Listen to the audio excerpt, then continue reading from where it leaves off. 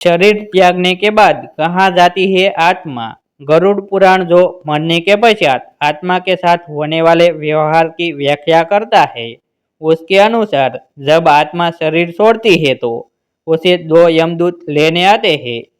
मानव अपने जीवन में जो कर्म करता है, यमदूत उसे उसके अनुसार अपने साथ ले जाते हैं। अगर मरने वाला सज्जन है, पुण्य आत्मा है, तो उसके प्राण निकलने में कोई पीड़ा नहीं होती है। लेकिन अगर वो दुराचारी या पापी हो तो उसे पीड़ा सहनी पड़ती है। गरुड़ पुराण में यह उल्लेख भी मिलता है कि मृत्यु के बाद आत्मा को यमदूत केवल 24 घंटों के लिए ही ले जाते हैं और इन 24 घंटों के दौरान आत्मा को दिखाया जाता है कि उसने कितने पाप और कितने पुण्य किए हैं।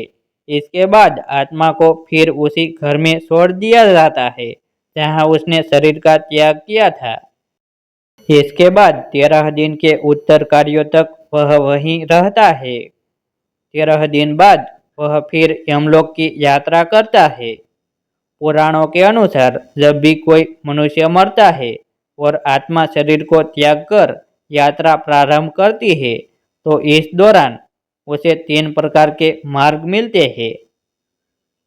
उस आत्मा को किस मार्ग पर चलाया जाएगा, यह केवल उसके कर्मों पर निर्भर करता है।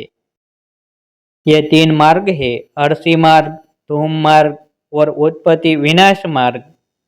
अर्षि मार्ग ब्रह्मलोक और देवलोक की यात्रा के लिए होता है, वही धूम मार्ग पितृलोक की यात्रा पर ले जाता है और उत्पत्ति विनाश मार्ग नरक की यात्रा के लिए है।